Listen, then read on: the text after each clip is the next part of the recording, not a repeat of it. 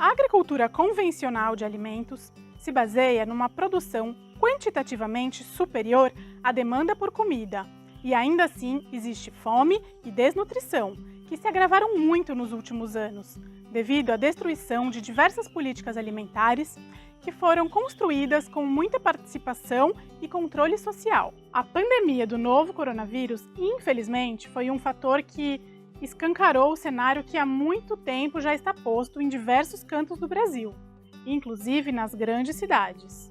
O desperdício de alimentos é um subproduto esperado de um sistema alimentar com foco meramente econômico. Estimativas da FAO sobre desperdício indicam que se perca entre 15% a 30% do que é produzido ao longo da cadeia de produção, distribuição, armazenamento e consumo. Outros levantamentos não oficiais chegam a mencionar até cerca de 90% de desperdício em determinadas cadeias. Então, este assunto tem uma grande importância quando debatemos a alimentação, pois diz respeito aos enormes custos ambientais, sociais e econômicos que não são contabilizados e que podem ser superados ao buscarmos entender o funcionamento desse sistema. O problema é sistêmico e a solução permeia muitas camadas coletivas para promover as mudanças das bases dos sistemas alimentares, que seguem estimulando tantos desperdícios. Mas é possível também pensar em algumas medidas nos hábitos alimentares de cada um. O que comemos e o que deixamos de comer dos alimentos que temos em casa? Você busca aproveitar integralmente os alimentos? Já procurou saber se as partes que você sempre descarta têm como serem aproveitadas?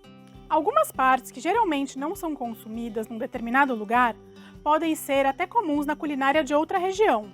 Se pegarmos a mandioca, por exemplo, temos a maniçoba, feita das folhas, parte que geralmente é descartada nas regiões que não têm tradição de consumir este prato. Mas muito cuidado! É preciso conhecer as partes que vamos ingerir, saber primeiro se é comestível e depois saber se é necessário algum tipo de processamento, como a fervura da folha, para eliminar o potencial de toxicidade da planta. O consumo integral de alimentos é, então, uma boa medida para se ter quando vamos preparar algo na cozinha. Ramas, talos, cascas, flores, sementes e outras partes que acabamos separando para descarte, muitas vezes podem ser comidos.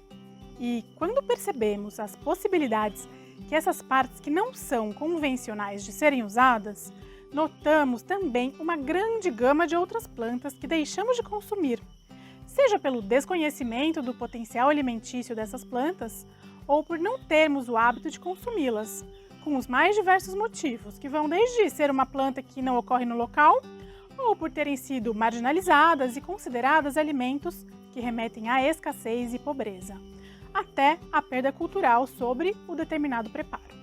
Apesar de muitas delas serem parte das diversas culturas alimentares no Brasil e no mundo, aqui elas ficaram mais popularizadas pelo termo punk, que significa plantas alimentícias não convencionais.